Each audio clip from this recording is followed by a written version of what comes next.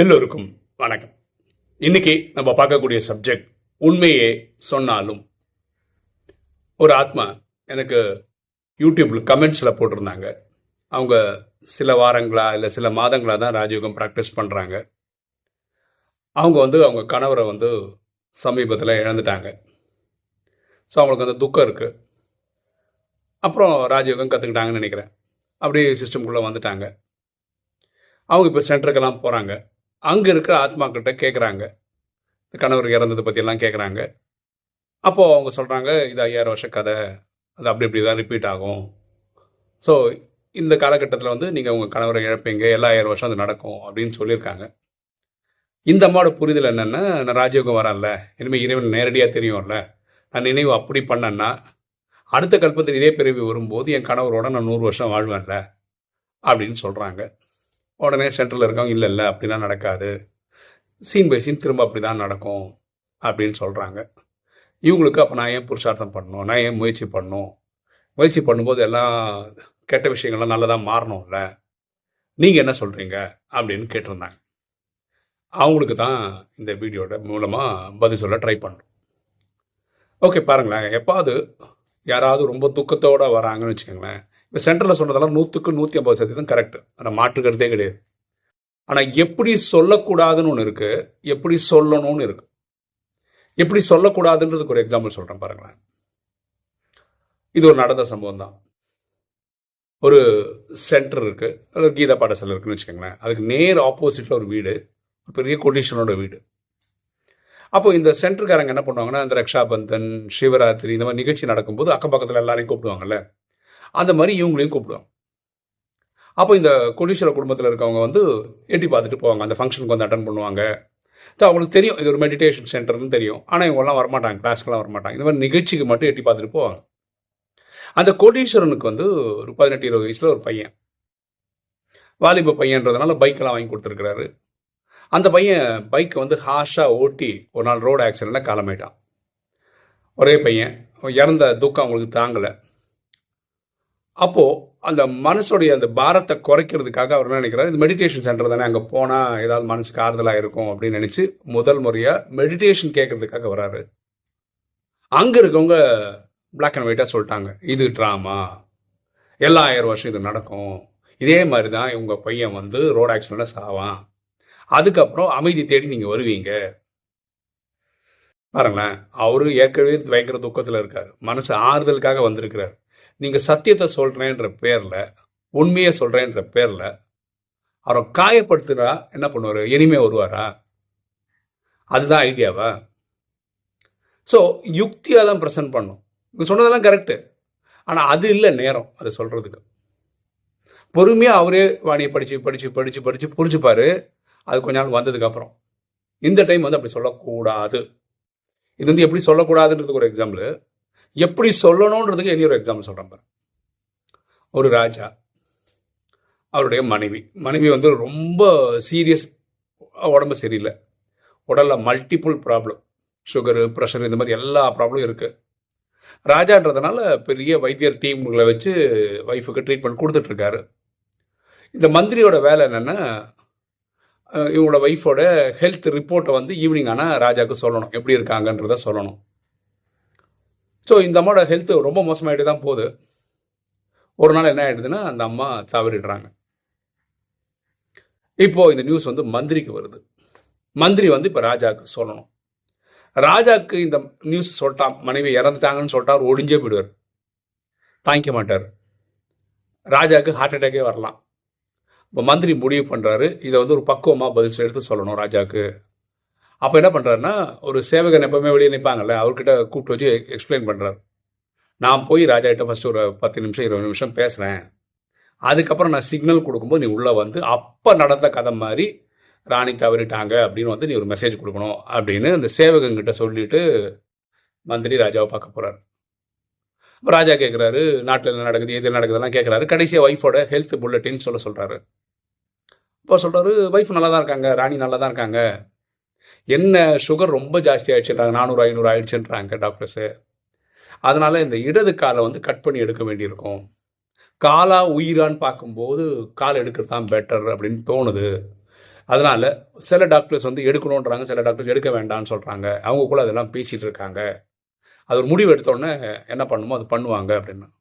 ஐயோ ராஜா சொல்கிற கால்லாம் எடுத்து ஐயோ ரொம்ப துக்கமாயிடுமே, ரொம்ப வேதனை ஆயிடுமே ஒய்ஃபுக்கு அப்படின்னு ஃபீல் பண்ணுறாரு.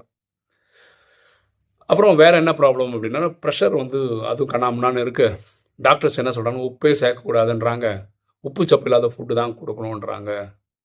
சே அவர் ஏற்கனவே கஷ்டப்படுறா, அவர் நல்ல சாப்பாடாவது கொடுக்கலாம்ல, அது கூட கொடுக்கக்கூடாது, கேட்டால் ஹெல்த் இஷ்யூ அது இதுன்னு சொல்கிறாங்களே.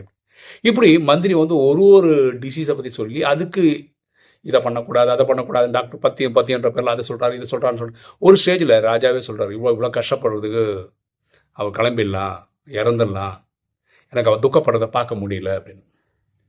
இந்த டைமில் இவர் சிக்னல் கொடுக்குற அந்த சேவகனாக உள்ள வந்து சற்று முன் கிடைத்த செய்தின்ற பேரில் அந்த ராணி காலமாயிட்டாங்கன்றத ரொம்ப பவ்யமாக பதில் சொல்லிட்டு அவர் கிளம்பிடுறார். இப்போ ராஜாவுக்கு வந்து இந்த நியூஸை வந்து ஏற்றுக்க முடிகிற மாதிரி இருக்கு. இந்த ஒய்ஃபோட காரியங்கள்லாம் முடிஞ்சு கொஞ்ச நாளுக்கு அப்புறம் தான் ராஜாவுக்கே தெரிய வருது, அன்னைக்கு மந்திரி வந்து ஒய்ஃப் இறந்து என்கிட்ட வந்து பேசும்போது உயிரோட இருக்கிற மாதிரி சொன்னாரு, என்ன ரெடி பண்ணாரு, எனக்கு இந்த மெசேஜை வந்து தாங்கிக்கூடிய சக்தியை கொடுத்ததுக்கு அப்புறம் தான் இந்த சேவகரை வர வச்சு அந்த ஆன்சரை சொன்னாரு, அந்த நியூஸை சொன்னாரு. அப்போ மந்திரி வந்து ரொம்ப சமயோசிதமாக யோசித்து வேலை பண்ணாரு, துக்கத்தை தாங்கிக்கிற என்னை ரெடி பண்ணாரு அப்படின்றது ராஜா புரிஞ்சுக்கிட்டாரு. அப்புறம் நிறைய பொருட்கள் இதெல்லாம் வந்து மந்திரிக்கு கொடுத்ததா சொல்கிறான். இது இப்படி தான் நடந்துக்கும். புரிந்துங்களா? அப்போது இந்த சகோதரிக்கு நம்ம சொல்கிறது என்னன்னா, ஒரு சினிமா பார்க்குறீங்கன்னு சொல்லுவோம், 2 ஹவர் சினிமா இந்த மாதிரி நிறைய இடத்துல சொல்லிட்டோம். அந்த படத்தை நீங்கள் 10 வாட்டி 100 வாட்டி போடுங்களா, அந்த ஒரு சீன் அப்படி தானே வரும். ஃபஸ்ட் சீன் தான் வரும், செகண்ட் சீனாக தான் வரும். இதாக மாற்றிக்க முடியுமான்னு சான்ஸே இல்லைல்ல. இப்போ இதுக்கு நான் ஒரு எல்லா எக்ஸாம்பிள் சொல்கிறேன். என்ன ஒரு எக்ஸாம்பிள் எடுத்துக்கிறேன். 2 வருஷத்துக்கு முன்னாடி நான் எங்கள் அம்மாவை தவறிட்டேன். இப்போ இந்த வருஷம் அக்டோபரில் எங்கள் அப்பா தவறிட்டார். ஓகே, அப்படின்னா என்ன அர்த்தம்? இது எல்லா கல்பத்திலையும் இதே காலகட்டம் வரும்போது எங்கள் அம்மா போயிடுவாங்க, அப்பா போயிடுவாங்க, கரெக்டா? அப்போ ட்ராமாவில் இது அப்படியே ரிப்பீட் ஆகுது இல்லை? அது நமக்கு துக்கம் தானே கொடுக்குது, அப்படி தானே நினைக்கிறோம். ஆக்சுவலாக விஷயம் பார்த்தீங்கன்னா, இறைவன் என்ன தயார் பண்ணியிருக்கிறார். நான் 12 வருஷமாக இந்த ராஜயோகத்தை ப்ராக்டிஸ் பண்ணதுக்கு அப்புறம் எங்கள் அம்மா கிளம்பியிருக்காங்க. இப்போ 14 வருஷமாக ப்ராக்டிஸ் பண்ணுறேன், இப்போ அப்பா கிளம்பியிருக்காங்க. ஒருவேளை நான் ராஜயோகம் மாதிரி ஒரு மெடிடேஷன் கற்றுக்கவே இல்லைன்னா நான் இந்த துக்கத்தெல்லாம் தாங்கியிருப்பேனா அப்படின்றது ஒரு $1 மில்லியன் கேள்வி. அப்போ இறைவன் என்னை தாங்க வச்சு ரெடி பண்ணதுக்கு அப்புறம் இவங்களை கூட்டிகிட்டு போகிறார். வேற ஒரு விஷயம் பாருங்களேன், எங்கள் அம்மா இறக்கும்போது எனக்கு 49 வயசு, எங்கள் அப்பா இறக்கும்போது எனக்கு 51 வயசு. அப்படின்னா என்ன, எனக்கே ஒரு பக்குவமான வயசு வந்ததுக்கு அப்புறம் தான் அது வரைக்கும் எங்கள் அப்பா அம்மா வந்து எனக்கு என்ன சொல்ல உறுதுணையாக இருக்கிற மாதிரி இந்த ட்ராமா பாட்டு வச்சிருக்கேன். இதை விட வேற என்ன எனக்கு வேணும்? அதே மாதிரி எனக்கு அட்டாக், ஓகேவா, எனக்கு அட்டாக் வரும்போது எனக்கு உலகம் ஃபுல்லாக சகோதர சகோதரிகள் இருக்காங்க. இந்த டைமில் தான் எனக்கு அட்டாக் வருது. அப்படின்னா என்ன, நான் சாதாரணமாக ஹாஸ்பிட்டல் போனேன், 4-5 நாள் அழகாக இருந்துட்டு ரெஸ்ட் எடுத்துட்டு வந்த மாதிரி வந்தேன். எல்லா பில்லும் கேட்ட முடிஞ்சது, எல்லாமே ஸ்மூத்தாக முடிஞ்சு, எந்த ஒரு பிரச்சனையும் இல்லாமல் அழகாக போயிட்டேன். அன்னிலிருந்து இன்னைக்கு வரைக்கும் நம்ம யூடியூப் வீடியோ போட்டுட்டு தான் இருக்கோம். அதை நீங்கள் பார்த்துட்டு தான் இருக்கீங்க. சரியா? அப்போது அது இருக்க பாசிட்டிவ் விஷயங்கள் நம்ம எடுத்துக்கணும். இது எப்போ தெரியுது? நடக்கும்போது தானே தெரியுது. இதே மாதிரி அடுத்த கல்பத்தில் வந்து 32 வயசுல நான் நடந்துக்குள்ளே வருவேன். அப்போ புதுசாக இருக்கிற மாதிரி இருக்கும். கரெக்டா? எங்கள் அம்மா இறக்கும் போதும் இந்த டைம் தான் இறப்பாங்களா எல்லா கல்பத்திலையும்? அப்போ இறந்ததுக்கு அப்புறம் தான் தெரியுது. எங்கள் அப்பா இறக்கும்போது காலம்பரை தான் முடியாமல் இருந்தது, அன்றைக்கி சாயந்தரமே கிளம்பிட்டாரு. அவர் அந்த நாள் தான் எனக்கு அப்போ தெரியும். அது முன்னாடி தெரியாதுல்ல. எனக்கு அட்டாக் வரும்னு எனக்கு முன்னாடியே தெரியுமா? அதுவும் தெரியாது. ஸோ ட்ராமாவில் இந்த மாதிரி இதே சுச்சுவேஷன் எப்போ பார்ப்பாங்க? அடுத்த கல்பத்தில் இந்த காலகட்டத்தில் பார்ப்பாங்க. அது அப்போ தெரியுமா? தெரியாதுல்ல. ட்ராமாவில் நல்ல விஷயமே இந்த சஸ்பென்ஸ் தான். ஓகேவா? இதெல்லாம் முன்னாடி தெரிஞ்ச பாருங்க. நான் ஒரு எக்ஸாம்பிள் சொல்கிறேன். நான் வந்து 10 நாளில் இறந்துருவேன்னு வச்சுப்போம். ஒரு எக்ஸாம்பிள் தான் பேசுகிறேன். அது எனக்கு முன்னாடி தெரிஞ்சால் அதை விட நரக்கம் வேறு எதுவும் கிடையாதுல்ல. 10 நாளுக்கு அப்புறம் போகும்போது இருந்தால் டப்புன்னு போயிட்டே இருக்க வேண்டியதான். சரியா? ஸோ உண்மை சொல்கிறேன்ற பேரில் காயப்படுத்துகிற மாதிரி சொல்ல வேண்டியது கரெக்டு கிடையாது. ஓகேவா? பக்குவமா புரிஞ்சுக்கிற மாதிரி இல்லையா? இப்போ அந்த கோடீஸ்வரர் கதை எப்படி சொல்லியிருக்கலாம்? கவலைப்படாதீங்க, மெடிடேஷன் வாங்க, உங்களுக்கு கொஞ்சம் ஆறுதல் கிடைக்கும். பொதுவாக இந்த டைலாக் சொல்லலாம். மனிதனாக பிறந்தவங்க ஒரு நாள் கிளம்பி போவாங்க. அது வந்து என்னைக்கு கிளம்பி போவாங்கன்றது வந்து இறைவன் நமக்கு சொல்றது கிடையாது. அது 1 வயசுலயே போலாம், நான் 100 வயசுலயும் போலாம். இந்த தம்பிக்கு வந்து வேற ஒரு குடும்பத்துல பிறக்க வேண்டி இருக்கிறதுனால அவர் கிளம்பி போயிட்டாரு. இப்படியெல்லாம் சொல்லி ஆறுதல் குடுக்கலாமே தவிர, எடுத்தவங்க கௌதம் இது அப்படிதான் நடக்கும். ஒவ்வொரு கல்பத்திலும் இப்படிதான் நடக்கும். இது உங்க தலையெழுத்து. நீங்க இத அனுபவிச்சு தான் ஆகணும். இப்படியெல்லாம் பேசுறது சரி கிடையாது. ஓகே. நம்ம கிட்ட ஆத்மாக்கள் எதுக்கு வராங்கன்னா, அவங்களுடைய மன வலிகள குறைக்கிறதுக்காக வராங்க. நம்மளால அவங்க மன வலிய குறைக்க முடியலனாலும் பரவால்ல. அத ஏத்தி விடாம இருந்தா போதுமானது. ஓகே. ஒரு சுவாரஸ்யமான ஒரு அனுபவம் சொல்லணும். பாருங்க நான் யூடியூப் வீடியோ ரெக்கார்ட் பண்றது வந்து காலையில 5லேருந்து 5:30க்குள்ள. இப்போ நடக்கிற விஷயங்கள் பார்த்தீங்கன்னா, எங்க வீட்டு பக்கத்துல ஒரு 1 கிலோமீட்டருக்குள்ள ஒரு மசூதி இருக்கு. காலங்காத்தால அவங்களுக்கு பாங்குன்னு ஒரு மியூசிக் போடுவாங்க பார்த்துருக்கீங்கல்ல? அதாவது அவங்க பாஷையில சொன்னீங்கன்னா டிராஃபிக் கண்ட்ரோல். அது இப்போ புதுசா போட ஆரம்பிச்சிருக்காங்க. அப்படின்னா நம்ம ரெக்கார்ட் பண்ணும்போது பேக்ரவுண்ட் அது கேட்கும். அது ஒண்ணு இருக்கு. அது இப்பதான் சமீபத்தில தான் இது இருக்கு. இந்த டைம்ல வந்து எங்க ஏரியால நாய் தொல்லை ஜாஸ்தியா இருக்கு. அது குலைச்சுக்கிட்டே இருக்கா, ரெக்கார்டிங்ல அது டிஸ்டர்ப் பண்ணிட்டே இருக்கு. நான் இதுக்கு முன்னாடி பரமாத்மா இந்த நாய் தொல்லைலாம் அது இந்த சீசன் அப்படி. அது ப்ரீடிங் சீசன்னாரு. நம்ம கனெக்ட் பண்ணி பாபாகிட்ட சொல்லும்போது, நான் உங்களுக்கு வீடியோல சொல்லியிருக்கேன். அடுத்த நாள் வந்து லாரி வந்து அள்ளின்னு போயிடுவாங்க நாய்களெல்லாம். அப்படி நெறைய வாட்டி நடந்திருக்கு. இத வந்து நான் பரமாத்மாவோட 4, 5 வாட்டி சொல்லிட்டேன். என்னப்பா ரெக்கார்ட் பண்ண நிறுத்தி ரெக்கார்ட் பண்ணியிருப்பேன். நீங்க பார்த்து கண்டுபிடிக்க முடியுமான்னு தெரியல. நம்ம எடிட் பண்ணும்போது சேர்த்துறோம். ஒரே ஃப்ளோல பேசியிருக்க மாட்டோம். ஒரு நாய் பயங்கரமா குலைக்குதுன்னா உடனே கட் பண்ணிட்டோம். அதே மாதிரி இந்த காக்கா அதோட சவுண்டு பேக்ரவுண்ட்ல கேட்கும். சேவல் கூவுற சவுண்டு கேட்கும். ரோட்ல பைக் போறது, வர்றது, காரு, ஆட்டோ போறது இதெல்லாம் அதிகாலை 5லேருந்து 5:30க்குள்ளே நடக்குது. இதெல்லாம் உங்களுக்கு வந்து கேட்கும்போது ஒரு டிஸ்டர்பிங்கா இருக்கும். நான் பரமாத்மாட்ட சொல்லுவேன், என்னப்பா உன் சேவை தானே பண்றேன். அந்த டைம்ல ஒரு 10 நிமிஷத்துக்கு உன்னால எல்லா இதையும் கொஞ்சம் அமைதியா வச்சுக்க முடியாதா? இந்த வாட்டி ஒரு பதிலும் கிடையாது பரமாத்மா கிட்ட இருந்து. நான் 1 வாரம் 10 நாளா சொல்லிட்டு இருக்கேன்.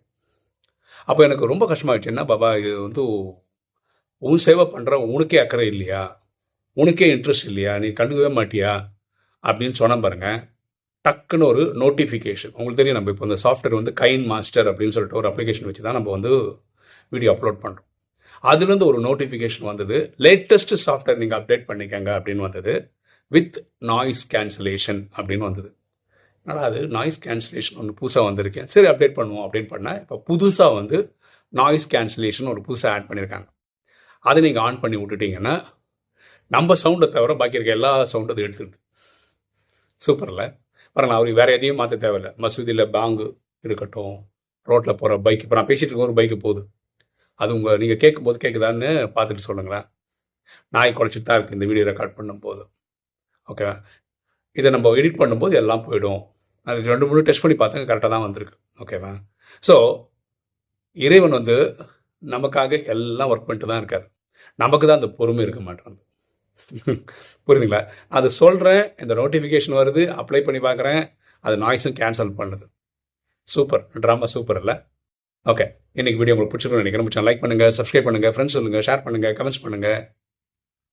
தேங்க்யூ.